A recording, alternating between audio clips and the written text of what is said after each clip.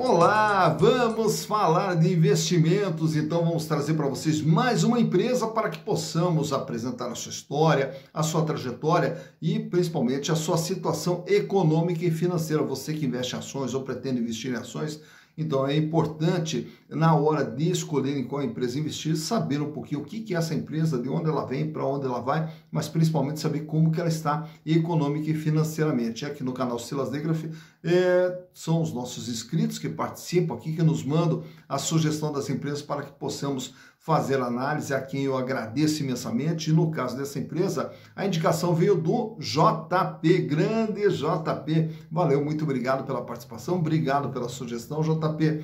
E também aproveitando aqui, mandar um grande abraço para Ângela Moura Santos, que também sempre está participando aqui do canal, a quem também eu agradeço todo o apoio, todo o incentivo aí, Ângela. Mas caso você também queira participar, mandando sugestão, é fácil, basta entrar aqui, ó, canal Silas Degraf, e manda sua sugestão. E aproveita também, faça sua inscrição, dá o like, venha junto conosco, construir e repartir conhecimentos. E a empresa indicada pelo JP é a JBS, essa empresa essa que já foi retratada no canal no ano de 2021. Então nós vamos atualizar todas as informações da empresa, mas para que possamos atualizar, vamos recontar um pouquinho a história para você saber como que tudo isso aqui aconteceu para chegar até aqui uma empresa de 250 mil colaboradores. Olha quanta mão de obra empregada pela JBS. Mas vamos contar toda essa história, que naturalmente que não começa gigante, começa pequenininha. Começa no ano de 1953, através de um empreendedor, do senhor José Batista Sobrinho, ou mais conhecido como o seu Zé Mineiro, o Zé Mineiro, lá em Anápolis, em Goiás. E aí, o Zé Mineiro trabalhando ali já com comercialização de gado, né, de cabeças de gado, aí ele resolve também começar a montar o seu pequeno açougue. Mas para montar esse pequeno açougue, ele pegou ali junto com a prefeitura de Anápolis ali um espaço para poder fazer o abate das cabeças de gado para poder vender no seu açougue. E no começo abatia 2 cabeças de gado por dia, depois daí foi aumentando para 5. E aí na sequência ele foi crescendo mais um pouquinho, porém, como a cidade não era grande, né? Então tinha uma limitação ali até onde ele poderia chegar. Mas aí, nessa mesma época, em 1957, em plena construção de Brasília, aí ele vislumbrou ali uma possibilidade de crescimento muito grande. Por quê? Devido àqueles grandes canteiros de obra que tinha em Brasília, precisava de alguém que fornecesse carne para os canteiros de obra. E aí ele começou também a vender carne nos canteiros de obra. E a partir daí, então, a JBS, né, na época lá, começou a se desenvolver. Só que, na verdade, o nome não era JBS. Aí, depois, na sequência, eles criaram o nome para essa empresa chamada Friboi. Friboi, que era frigorífico de boi, né? Mas isso ocorre já no ano de 1970, quando daí ele monta um frigorífico na cidade de Formosa também, lá no estado de Goiás, e aí passou a utilizar essa marca, frigorífico de boi Friboi, né? E então, desde esse momento, então a empresa agora já um pouco mais capitalizada, começou a comprar outros pequenos frigoríficos e foi crescendo gradativamente durante toda a década de 70, durante a década de 80 e foi até chegar nos anos 2000. Nessa chegada aos anos 2000, ela já havia crescido bastante, porém sempre comprando pequenos frigoríficos ali na região de Goiás. Chegando já nos anos 2000, aí ele resolve já partir para o mercado internacional. E para partir para o mercado internacional, ele adquire a Swift Armor, que era a maior produtora de carnes na Argentina. E aí coloca um pé na Argentina, começa o processo de internacionalização da JBS. No ano de 2007, aí eles fazem um IPO, e aí com o IPO amplia a sua participação não só aqui no Brasil, mas também nos Estados Unidos e na Austrália. E aí a empresa começa a buscar mercados fora do Brasil e a se fortalecer fora do Brasil. Tanto que no ano de 2008, compra também uma outra empresa, a Tasman Group, na Austrália, e depois daí compra também a Smithfield Beef nos Estados Unidos, e também vai ampliando cada vez mais a sua participação. Chegando no ano de 2009, incorpora dentro da JBS o segundo maior frigorífico do Brasil, que era o frigorífico Bertin, que também passa agora a pertencer ao grupo JBS. E na sequência adquire também a Pils Green Pride, e entra no mercado de aves, passa agora também a atuar no mercado de aves lá nos Estados Unidos. No ano de 2011, seus filhos, o Wesley e o Joesley Batista, assumem o comando da empresa, e a empresa continua no seu processo de evolução, adquirindo daí a Seara aqui no Brasil, que é uma das maiores produtoras de ave também aqui do Brasil, passa então a ser controlada agora pela JBS, e na sequência também, no ano de 2014, amplia sua participação, adquirindo também a empresa Tyson aqui no Brasil e lá no México, depois daí o Grupo Primo, depois daí a Moy Park, daí na sequência também adquire nos Estados Unidos toda a produção de suínos da Cargill, e aí vai ampliando a participação tanto no mercado de carnes, de bovino, como também daí suíno, também o de aves, e vai ampliando toda a sua participação. E hoje, no ano de 2022, a empresa já conta com mais de 250 mil colaboradores, está presente em 15 países, tem mais de 400 unidades produtivas espalhadas no mundo. Então, tudo isso começando lá no ano de 1953 com o seu Zé Mineiro, né? O seu Zé Mineiro que começa de forma pequenininha ali, abatendo 2 cabeças de gado por dia, e hoje está aí esse gigante, né, do mercado de alimentos brasileiro. Mas para que possamos saber como que está a sua situação econômica e financeira, trouxe para vocês os balanços de 2019, 2020, 2021 e agora do primeiro semestre de 2022. E através dos números vamos ver o desempenho da JBS SA. Então, vamos aos números. Então aqui estamos com as demonstrações contábeis da JBS SA, e como eu falei para vocês, trouxe aqui 2019, 2020, 2021 e também o primeiro semestre agora do ano de 2022, e vamos ver através dos números como que vem sendo o desempenho da empresa durante esse período aqui. Em 2019, começando aqui pelo total do ativo. O que é esse total do ativo? É tudo aquilo que faz parte do patrimônio da empresa, todo o capital que está investido dentro da empresa, que totalizava em 2019 126 bilhões de reais, 126 bilhões de reais. E desse valor aqui, uma grande parte imobilizada aqui é toda a estrutura de funcionamento da empresa, todas as unidades produtivas, máquinas, equipamentos, enfim, toda a estrutura de funcionamento da empresa. No intangível, aqui nós vamos ter os ágios e todas as diversas, as inúmeras aquisições que a empresa veio fazendo ao longo do tempo. Nessa parte de cima nós temos aqui o ativo circulante, que é o capital de giro. E esse capital de giro são os recursos que vão movimentar toda essa estrutura fixa da empresa aqui. E o capital de giro totalizava em 2019 41 bilhões 924 milhões de reais, o que equivalia a 33,2% de todo o ativo da empresa. Desse valor, 10 bilhões era dinheiro em caixa, banco, aplicação, 11 bilhões em contas a receber, 13 bilhões em estoques. Era a posição da empresa no ano de 2019. Já para 2020, a empresa amplia o seu tamanho, ela sai de 126 bi para 163 bilhões de reais. Aumenta aqui a estrutura de imobilizado da empresa, que pula agora para 52 bilhões, e aumenta principalmente o capital de giro, que vai para 60 bilhões de reais. E agora, nesse ano de 2020, a empresa fecha com um volume de dinheiro em caixa 19 bilhões 679 milhões. Caixa, banco, aplicação financeira e tudo mais, enfim, todo o dinheiro da empresa, 19 bilhões de reais.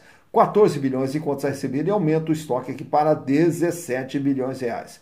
Já no ano de 2021, a empresa fecha agora com 207 bilhões de reais. Então vejo que ela sai de 126, pula para 163 e vai para 207 bilhões, com mais aumento aqui de imobilizações. Então vai aumentando a sua estrutura de funcionamento. E o capital de giro também aumenta e agora atinge o patamar de 83 bilhões de reais, com 40,5% de representatividade sobre o total do ativo. Fecha 2021 com 24 bilhões de reais em dinheiro, 19 bilhões em contas a receber e os estoques agora 26 bilhões de reais. Caminhando para 2022, agora no mês de junho, ela praticamente permaneceu estável aqui com uma pequena queda, fechando em 205 bilhões de reais.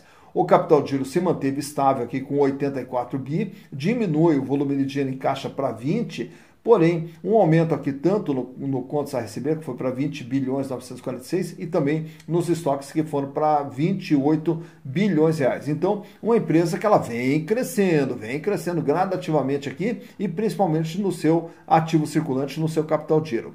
Naturalmente que para uma empresa crescer, ela precisa de recursos, e os recursos eles podem vir de capital próprio ou de capital de terceiros. E aí, naturalmente, que vamos ver esse capital próprio de terceiros aqui no passivo, onde o passivo circulante são as dívidas de curto prazo, passivo não circulante, dívidas de longo prazo, que daí dá o total do endividamento, e o patrimônio líquido, que é o capital próprio da empresa. O endividamento da JBS lá em 2019 era de 93 bilhões, o que representava 74,3% de todo o ativo da empresa. Em 2020, aí o endividamento pula para 120 bilhões de reais. Apesar do crescimento nominal da dívida, o peso da dívida em relação ao patrimônio ficou até um pouquinho menor, 73,4%.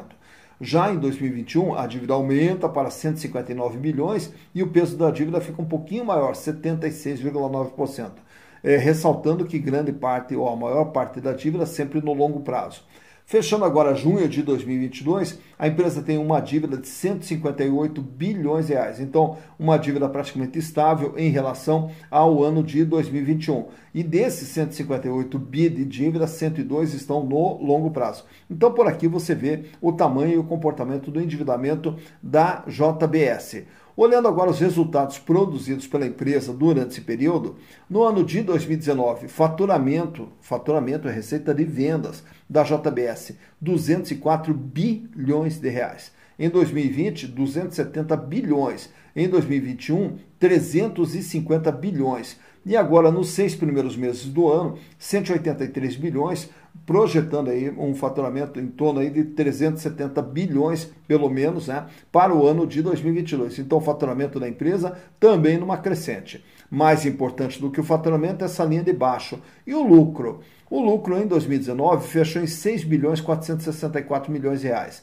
Em 2020, que também foi o ano marcado pela pandemia, o lucro cai para 4 bilhões 654. Porém, em 2021, aí ele dispara, vai para 20 bilhões de reais o lucro no ano de 2021. E agora, nos 6 primeiros meses do ano, acumula um lucro aqui de 9 bilhões 722 milhões, também projetando um lucro perto de 20 bilhões para 2022. Olhando mais atentamente essa DRE, nós vamos observar aqui, ó, essa segunda linha, custo dos produtos vendidos, 84,4%, 83,3%, 81,1% e 82,2%. Então a empresa ela mantém uma regularidade nos seus custos aqui, sempre trabalhando na faixa entre 81% e 83% na média, que é o custo do produto vendido, o que lhe proporciona uma margem bruta de 15,6%, 16,7%, 18,9%, 17,8%. Outro item também da DRE que mostra uma regularidade é essa linha aqui, ó, despesas operacionais, 9%, 9,1%, 9,7%, 9,5%. Então, mostra que a empresa ela vem mantendo o controle tanto na sua linha de custos, quanto também nas suas despesas operacionais, justamente para buscar um aumento no lucro e, consequentemente, também um aumento nas margens praticadas na venda dos seus produtos. Trago também para vocês aqui esse quadro, nesses quadros aqui eu vou apresentar como que está a situação financeira da JBS.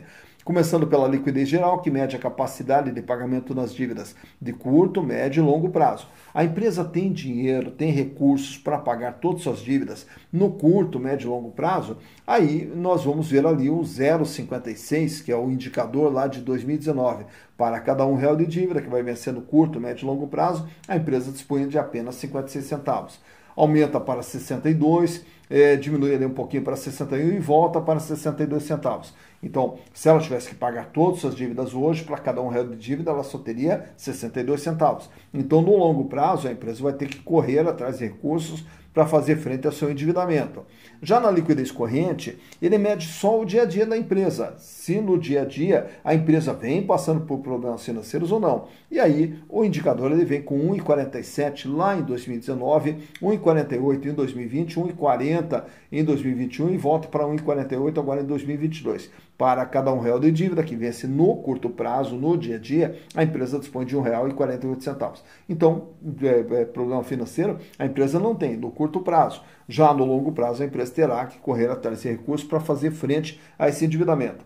O número aqui, ele deixa de ser preocupante, por quê? Porque a liquidez corrente ela está bem acima de 1. O preocupante seria quando a liquidez geral estiver abaixo de 1 e a liquidez corrente também abaixo de 1, o que mostraria que a empresa estaria já com problemas financeiros no curto prazo, o que não ocorre com a JBS. Já no endividamento, trago para vocês aqui o tamanho e o comportamento da dívida da JBS, que ela sai com 74,3%, recua um pouquinho para 73,4%, sobe para 76,9% e agora fecha em 77,3%. De tudo que a empresa tem, ela deve 77,3%. Já na margem líquida, nesse outro quadro, trago para vocês aqui os indicadores da rentabilidade, sendo que a margem líquida é quanto que ela ganha em relação ao que ela fatura. Então, no ano de 2019, ela fecha com uma margem líquida de 3,16%, cai para 1,72% em 2020, sobe para 5,85% em 2021 e agora em junho fecha com uma margem líquida de 5,31%. Portanto, ao fazer as suas vendas, pagando custo, pagando despesa, pagando resultado financeiro, pagando impostos, sobra líquido e limpo para a empresa 5,31%. Já no gráfico do lado, temos ali a rentabilidade do ativo, que é o ganho que a empresa gera em relação a todo o investimento feito dentro da empresa. Que ele sai com 5,12% em 2019, cai para 2,84% e agora sobe para 9,91% em 2021. Então, ao investir na empresa, a empresa, através dos lucros gerados, ganha 9,9%. Rentabilidade do PL, que é o último gráfico que tem ali do ladinho, onde nós vamos ter agora o ganho dos acionistas. Quem era acionista da JBS nesses respectivos anos teve qual ganho? 19,9% em 2019, 10,7% em 2020 e agora em 2021, 42,9%. Então, os acionistas, tendo as suas ações no ano de 2021, tiveram um ganho de 42,9%, uma excelente rentabilidade do PL obtida pelos acionistas da JBS. Falando em acionistas, nesse outro quadro aqui, trago para vocês os demais indicadores relacionados às ações da JBS. Quanto que vale uma ação da JBS? R$ 19,35, com base no patrimônio da empresa. Então, hoje, se você tiver parte ali dentro da JBS, cada ação sua está valendo R$ 19,35. Porém, uma coisa é quanto a ação vale, outra coisa é por quanto ela é vendida. E o valor de mercado é que determina por quanto uma ação é vendida, R$ 24,63. Então vejam que as ações da JBS são vendidas por um valor superior ao valor patrimonial, o que nos dá um PVP, preço por valor patrimonial, de 1,27. Isso quer dizer que as ações da JBS são vendidas com ágio de 27%. Lucro por ação, com base nos últimos 12 meses, a empresa gera um lucro de R$ 10,44 por ação, o que dá uma rentabilidade de 42,39%, que é o que os acionistas estão ganhando por terem as ações da JBS. Quando a gente fala dos acionistas estarem ganhando, não necessariamente que isso vem em dinheiro. O que vem em dinheiro é o que a empresa vai distribuir a título de dividendos. E de dividendos, no ano de 2021, só para termos aqui um histórico de como que é a distribuição de dividendos da JBS, em 2021 ela distribuiu R$ 3,01 a título de dividendos. A relação preço/lucro fecha em 2,36. Isso quer dizer, ao comprar as ações da JBS, os acionistas irão levar em torno de 2 anos e meio para ter o retorno do seu investimento através dos lucros gerados pela empresa. E o free float, aquela última informação, 30,36%. O que quer dizer o free float? É a quantidade de ações que estão circulando livremente no mercado, que não estão na mão dos controladores. Então, de todas as ações da JBS, 30,36% são as ações que estão girando dentro do mercado. Trago para vocês também, nesse gráfico aqui, como que vem se comportando o valor das ações da JBS ao longo dos últimos 5 anos. Então, começando ali ó, no início do gráfico, você vai ver que ele começa ali na faixa de R$ 8,00, R$ 8,50 aproximadamente. E aí, durante isso, em 2017. Aí, no ano de 2018, a ação já passa a trabalhar num patamar de R$ 9,00. E aí ela vai mantendo ali uma estabilidade até 2019. Chegando em 2019, aí você vê ali que a ação dispara e chega até R$ 32 em setembro de 2019. Só que daí na sequência ela já cai novamente e volta ali a trabalhar no patamar de R$ 22, R$ 23. E aí passa ali por algumas oscilações para cima e para baixo e aí engata uma nova sequência de altas até agora o ano de 2021, quando ela voltou a trabalhar ali na faixa de R$ 38, R$ 39. E aí, quando estava mantendo uma estabilidade ali de 38, 39, chegando no ano de 2022, ela começa ali uma sequência de quedas que você vai vendo ali no final do gráfico, né? Fechando ali com uma cotação em torno de R$ 24,60, R$ 24,70 aproximadamente, que é a cotação no último dia 11 de outubro, quando da gravação desse vídeo. Então vejam que ao longo dos últimos 5 anos, quando que a ação teve seu menor valor, quando que a ação teve seu valor mais alto e qual é o comportamento do valor das ações da JBS nos últimos 5 anos. Tá, então, mais uma empresa analisada, JBS S.A. Agora se viu o tamanho da JBS, né? Viu que realmente é uma empresa gigante na área de alimentos no Brasil, né? E que surge lá no estado de Goiás, na cidade de Anápolis, pequenininha. E falando em Goiás, um meu grande abraço para todo o pessoal lá de Goiás, que sempre está participando aqui também do canal, a quem eu agradeço imensamente todo o carinho, todo o incentivo de vocês aí. Um forte abraço para todo mundo aí em Goiás. Obrigado pela participação sempre junto conosco aqui, né? E aí, naturalmente, então, ao conhecer agora a empresa, você vai ver, através dos números, se os números estão condizentes ou não. E aí, às vezes, surge aquela dúvida, mas será que é verdade? Tudo isso aí. Todos os balanços, eles são auditados. Todos os balanços, eles passam por um processo de verificação para atestar a veracidade dessas informações. Quer dizer, atestar se as informações realmente são verdadeiras ou não. Então, só o fato de você ter uma auditoria atestando isso aí, já também nos passa um pouco mais de segurança. E aí, na hora de escolher a ação na qual você pretende investir, porque nós temos que tomar o cuidado, já que ganhar dinheiro é difícil, então aplicar dinheiro tem que ter também muitos cuidados para a gente não correr riscos. E para não correr riscos é saber escolher a melhor empresa, aquela empresa que lhe passe mais segurança, mais confiança. Então, no canal Silas Negro, a gente vai mostrando a realidade, a situação de todas as empresas, para que você, na hora de escolher, possa saber já, com base nos números dessas empresas, com aquela que lhe passou mais segurança, mais confiança, te deixou numa situação mais confortável na hora de fazer o seu aporte. Porque o fundamental é lá na frente você poder construir esse seu patrimônio gradativamente e para poder ter uma vida cada vez melhor e uma vida cada vez mais digna, que é o que nós desejamos para vocês. Dito isso, bons investimentos para vocês.